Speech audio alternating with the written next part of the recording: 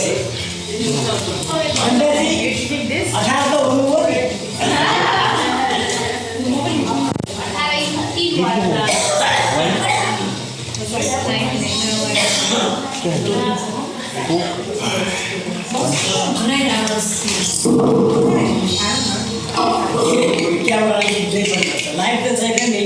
you record it? It's recording.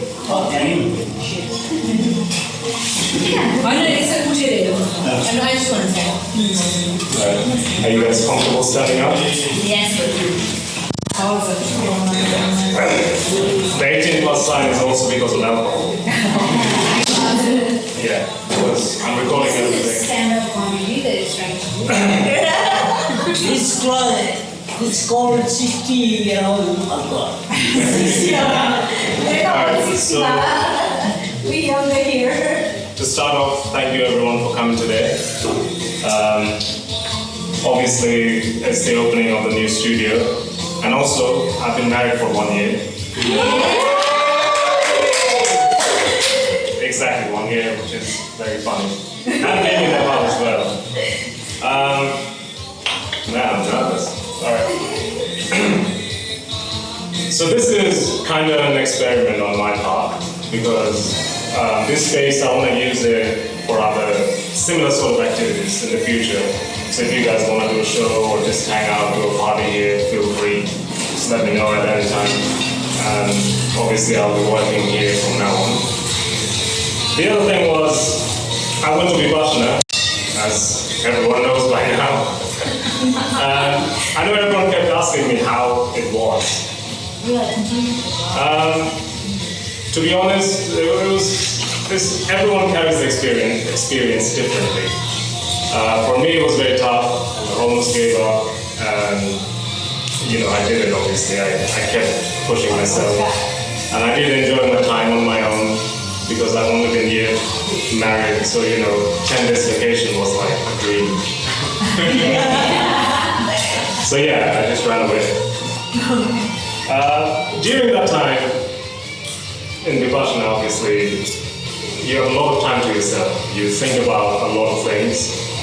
And one of the things that came to me, which is a great shout out to Nisha Basu, because every time we hang out, I make her really laugh. And she kept on saying like, oh, you should do some stand-up comedy. The ladies on me. Yeah. So if I really suck, you know who to blame. Definitely not me. With that in mind, while I was in Vipassana, I came up with this whole idea because the studio was just building, and I thought that would be a great way to kind of introduce everyone to the space and also shoot off my stand-up career. Might not go far actually.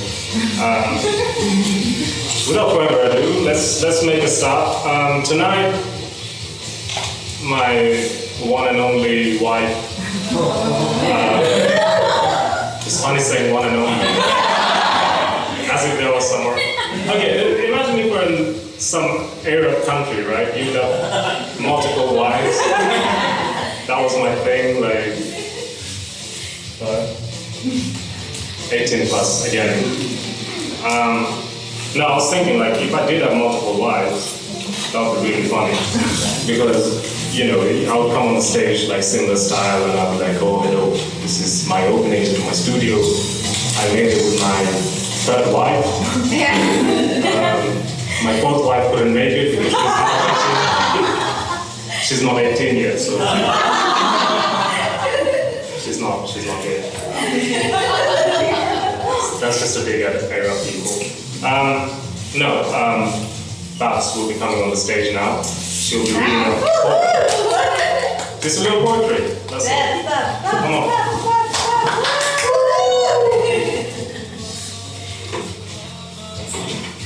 Okay, I don't even know which poem to read, but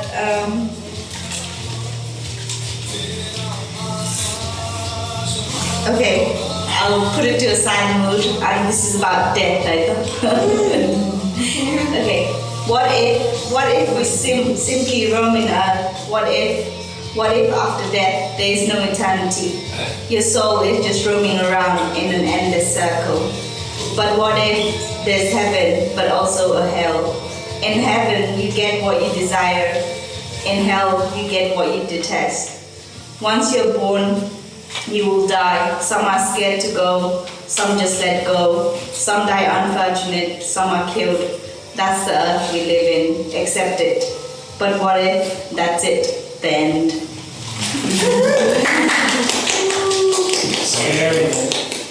Oh, that was dark. Scary. This was meant to be a comedy show. Way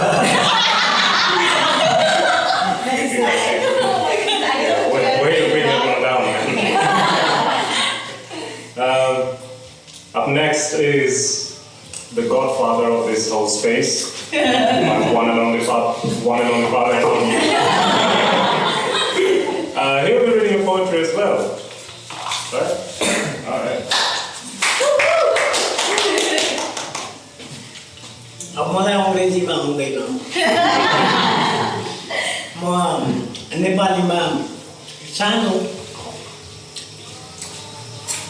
कथासित मेरो कविता भन्छु कविता लामो भन्यो भने तपाईँहरूको यो साँझ बिग्रन्छ किनभने मेरो कविता गएको गई गर्छ अनि यहाँको समय पनि गएको गई गर्छ त्यस्तो नगर्नु 31 वर्ष गएँ सायद ठ्याक्कै आजै त होइन यसै बेलातिर म मनोकामना त्यो गोठाबाट ठाडै उकालो छ कोही हिँड्नु भएको छैन र सम्भवतः त्यतिको ठाडो उकालो अहिलेसम्म मैले हिँडेको छैन अब हिँड्न उकालोवालालाई धेरै हिँडेछु अनि मैले एउटा अस्ति एउटा कविता लेखेको छु अब मैले धेरै अर्थाउनु यहाँले बुझिहाल्नु हुन्छ अब हामी 30 वर्ष अगाडि नेपालीमा जे शब्दहरू प्रयोग गर्थ्यौँ उपयोग गर्थ्यौँ बोल्थ्यौँ अब त्यो त आज छैन र पनि म कोसिस गर्छु यहाँले कुनै अर्थ नबुझेपछि प्रयोग गर्नु अब यो चाहिँ भावनाजीलाई भने मैले तर यहाँहरूले जुजोले मोमो भने पनि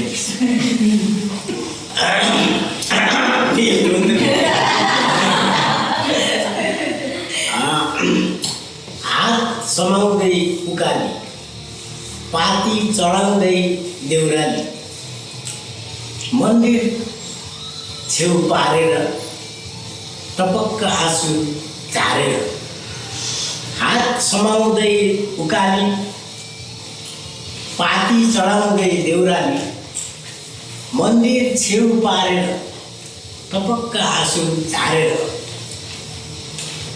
अब भन्दा हुन्छ होला सबै 18+ हो नि सबै किसी गरेको कुट्ने कुम्नेटो छेउ यति चाँडै बिर्सियो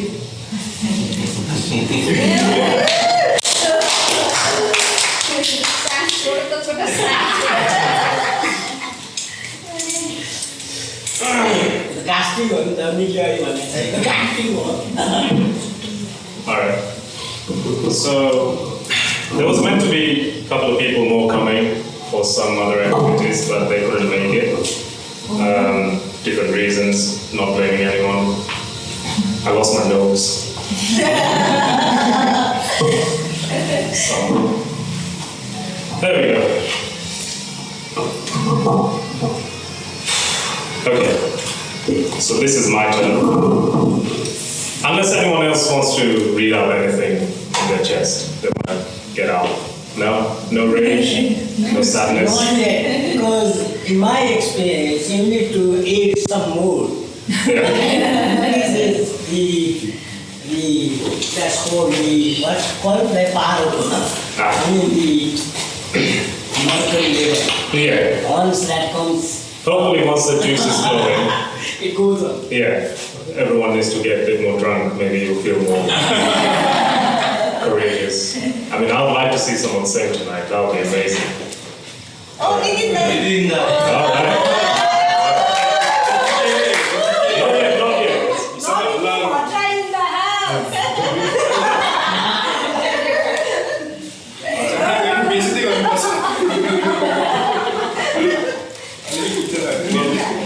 we'll go through the 9. Alright, so first of all, thank you everyone. Like I said, some of the people couldn't make it, but this is a very selective group of people here today. And that was because when I first came here, I was like a lost puppy. It's a new country, new culture, everything was kind of like a shock to the system. And you guys were pretty much there through the whole journey of me settling in so far. Literally everyone here, but we've met up a few times within the last year, and we always had a good time. And I always knew it's going to be okay. Like that was my kind of thought pattern throughout the year. So, yeah, when to be passionate. Now, there's 5 rules that you always have to follow. One of them is not killing any living creatures. I failed that within the first 5 minutes of being there, because as soon as I went in my room, someone left the bloody windows open, and there was at least 10 mosquitoes in my room. There was 3 other people with their individual rooms, and they had no problems, but my room was just buzzing with mosquitoes, so first thing I did was kill all of them. And then I read my booklet, where the rules are highlighted. And it said, like, not killing of any living creatures, so I'm like, alright, so might as well go home now. But for now, I'll stay. Second is no stealing. So what happened, this plan came along on the 4th day of being at Vipassana. And I was so desperate to write these ideas down, but you're not allowed to take any pen and paper, nothing to record anything with, no cameras, phones, whatever. You're just completely isolated from the real world. Like there could be a war going on and you have no idea. You just come out and like there's dead bodies on the floor. But it's very refreshing at the same time. So what I did, there was a construction going on just around the temple. So I thought maybe some of the construction worker would have a pen, or at least a pencil that I can beg for. And there was no luck. I looked around everywhere. Like, I'm sure someone saw me just walking around, just my eyes on the floor, like, just looking for one pen. And finally I found one, and it was inside a greenhouse that they have in the garden section. And I found someone was playing Sudoku or something, and they left a pen in there, which I immediately grabbed, and I thought that was a sign, like, I need to write this down. Put it in my pocket, ran in my room, wrote literally, like this all happened in 3 minutes. And that's because I was so scared because of the second rule of no stealing. And I thought maybe this is a test, like there's some hidden cameras in my room or somewhere else, and they're looking at me like, what is he writing down? Like he's not allowed to write. So within 3 minutes I wrote everything down and I returned the pen exactly where I found it. So if you do go to Oneiro Fun Booth, Vipassana, I can tell you where the pen is, and hopefully it's still there. Third rule is no drugs. Yeah. That's all right. That's all right. Not telling lies, that was pretty easy. I don't usually lie, I just joke about it. And people take it as lies. And finally, no sex. So, that's fine, but after a few days, it does get hard. No pun intended. It just, mental release. So these are the 5 rules I have to follow. And the first thing that I thought was going to bother me is being vegetarian for 10 days, because I've never done that in my entire life. Never had vegetables just for 10 straight days. There was at least 1 chicken involved. And I thought, the idea came because, I was just thinking, like, we drove so many animals to extinction, but chickens are still around. That's, we eat that a lot. If you think about how many chickens you killed in your lifetime, multiply that, 7 billion people right now, maybe more. How many chickens are dying? But they're still around, they're still, partying everywhere. And I thought, how did that happen? So I was thinking like maybe very early days when chickens realized all the other birds are going extinct and it was their turn. Because they knew they were delicious. Chickens were like, all right, we need to survive. Like, we're gonna make a deal with these human beings, otherwise we're gonna be out of the picture. So I think the chicken ambassador, I think his name is KFC or something. Colonel, they call him the Colonel. He sat down with the human leaders and he was like, all right, we can see that you guys are enjoying chicken a lot. So clearly we're gonna go extinct pretty soon. So how about we make a deal? You just breed us, we just party and have sex all day, and we just lay eggs for you guys. And humans thought, all right, yeah, that's a good deal. Like, we like chicken. You get to do whatever you want. We get to have chicken. Why not? And then I thought, steaks are quite tasty as well. So like, how the hell did cows didn't go extinct here? Apart from the whole religion factor in India. But then forget South Asian country, like, all the other European countries, they're just consuming beef like there's no tomorrow. So I thought, they must have made a deal too. Like, there's no way they're surviving this long without doing anything malicious. So I think that happened before chickens. And I think it involves Krishna in some way. Not you. I think similarly, the cow ambassador at that time, I think his name is McDonald's. He sat down with the human leaders and, no, not really. I think because cows just eat grass all day, right? Sometimes they pick up some mushrooms and they don't care. They're cows. So I feel like one of the cows was just tripping balls for like 10, 15 hours long. And then he saw this little baby in a cage. And he was like, oh, shit, that baby's blue. So the cow called his girlfriend. He's like, bro, come here. What's up? It's like, check out that baby. It's in a basket and it's blue. And the cow girlfriend was like, yeah, so what? He's like, no, listen, I'm tripping balls, but I have a vision. I need you to do something for me. And the female cow was a bit nervous, like, okay, what do you want? Like, why don't you go over there and squirt some of your titty milk on it? The cow didn't understand. He's like, why? He's like, no, you'll see, trust me. Just do it for now. So, the girl cow went, fed the baby a little bit. And as the baby grew up, and it turned out to be Krishna. And, we all know that he somehow confused himself into thinking the cow was his mother or something. I don't really know how that happened. So, Krishna rose up above everyone and he was like, listen guys, we gotta do something about these cows. And everyone in the village was like, well, what's wrong? So now we gotta stop eating them. It's like, why? It's like, I don't know, there's some motherly love to it. Everyone else was pissed. It's like, no, we like steaks. Why are you gonna stop eating them? He's like, no, you gotta stop eating or I'm gonna kill everyone. So, everyone's like, all right, cool, at least we can use the milk. So I feel like that's how cows survive this long. And I was thinking, if they're both delicious, why don't we mix it? Like some sort of hybrid meat of chicken and cow. And that's when, when coronavirus first started, the first lockdown was pretty tough for everyone. We're not used to just sitting at home all day and not seeing anyone or going to work. So I'm kind of used to it because I'm a freelance. Sometimes I work for like a month straight, sometimes I don't work for 4 months. So I was like, oh, cool. I'm on the holiday. So as I was sitting there during lockdown, getting high as always, this is why this is 18 plus. And actually, I'm recording the whole show, so please don't flash your boobs. And I'm only talking to the guys here.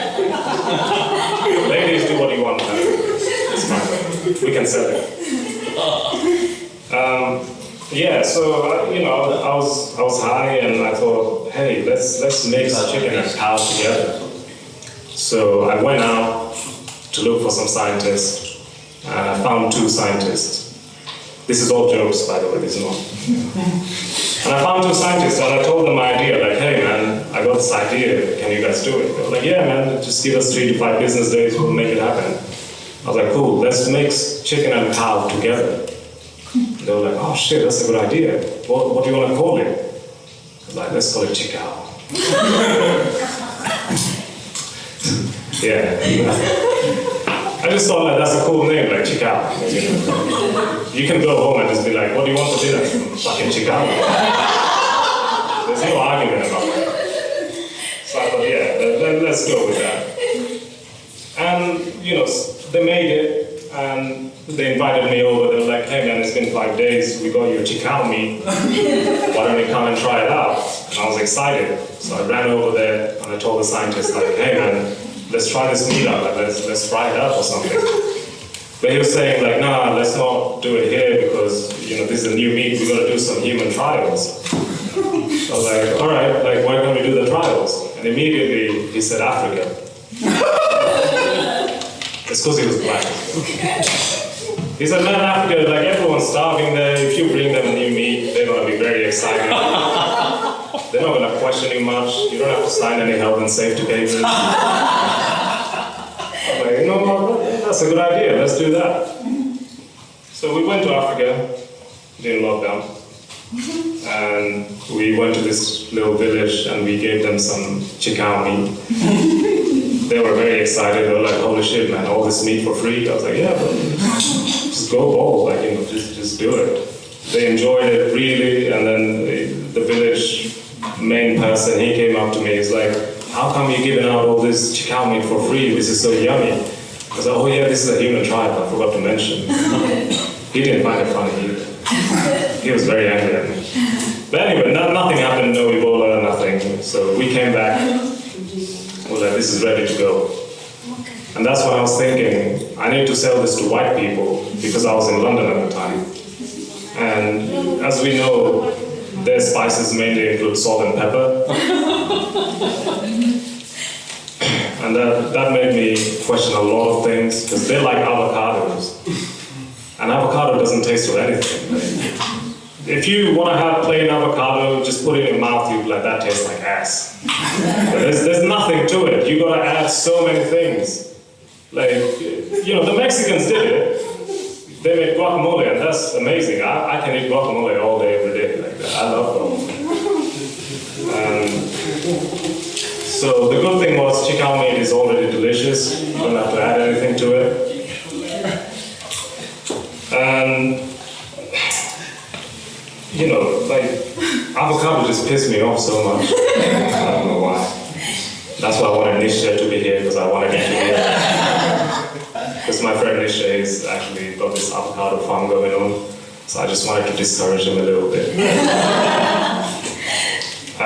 No, avocado is like porridge of cereal world. Like porridge, you just can't add some milk and have it. Like you gotta add some fruits and nuts and honey and peanut butter, chocolate, so many things to actually make it edible on a enjoyment level. So I thought, yeah, I don't like avocados. I can't even read my own writing. I wrote it so fast because I had 3 minutes in my head before I thought I was going to get kicked out for stealing a pen. But, it's fun to make fun of other races. Apart from your own race, it's always fun. Just like, my opening joke was about the Arabs marrying other kids and, whatever. But you can't really do that in Nepal because I feel like South Asian people have a different temperament. Like, you can go to a white person and be like, your mom's a hoe. You can just say that as a conversation and they'll be like, hey, my mom had a tough time. And you're like, oh shit, man, sorry, I didn't mean it like that. You can't really do that here. Like, I dare you to just go outside, grab a random guy and be like, your mom's a hoe. Like, he's gonna come beat you up, he's gonna beat your family up, he's gonna beat your dog. Like, even the dog is gonna get some beating. And then even if you call the police, police, and then, you might tell them like what happened, and the police will beat you up. They'll come to your house, they'll beat your parents up, and then your dog, of course. So yeah, no, can't make fun of everyone. So what did I write? Oh yeah, that's the whole, yeah. So quarantine. Quarantine sucked for a lot of people because I ran out of weed within like a month. And I still had 14 more months to go, so that was very tough. But I feel like a lot of people learned a lot of things during quarantine, especially some new skills. I feel like people finally had the time to not worry about their work 9 to 5 and sit down and think about what they want to do. And my sister-in-law, Bhumika, she bought a guitar. No way. Yeah, no, she did. Sorry, I'm thirsty. But the plan was we're going to learn it together. And I was very psyched because I did always wanted to play guitar. That was my dream. I was like, okay, like this is the time we're going to do it. And I took some lessons, I think about 2, and then I gave up. But Bhumika kept on doing it, and she actually got really good. I think last year when she was here, she was actually playing. I mean, she usually gets drunk when she does it, but still, like, that's a cool thing to learn. So I thought, oh, that's a really great skill to have right now. And I called around some of my friends, wondering what they're doing. And one of my friends, I called him and I was like, hey man, it's quarantine, like, did you learn any new skills? He was like, yeah bro, I started playing chess. And I wanted to smack him through the phone at that time. Because that's not an exciting thing. Like, you don't go to a party with a chessboard. You get beat the shit out of you immediately. Like, if everyone's drunk and you bring out a chessboard, you're just asking for a beating. And I said, like, hey man, like, just stop talking to me. I don't really care about you anymore. I called my other friend. I was like, hey, did you learn anything new? And he said, yeah man, I learned how to play violin. I was like, God dang, that's amazing, like violin. And I was very jealous. And I'm not ripping on anyone because people ask me, like, well, what the hell did you do during quarantine? Like, you didn't learn anything. Why are you ripping on people?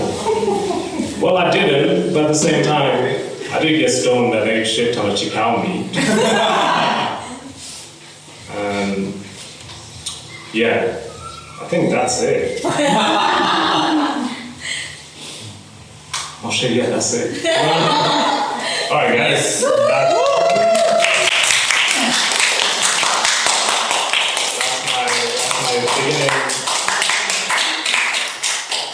That's my beginning and end of my stand-up comedy career. Neil, you did so well. That was after Vipassana. That was after I think I got the braces. Bro, we got a new name for you.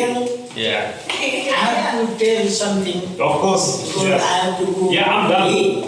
Yeah. Nonsense, eat everything. Don't eat this one.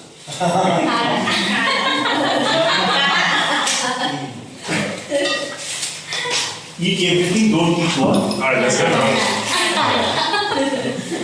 So can we really name you Neil Chappelle from now on?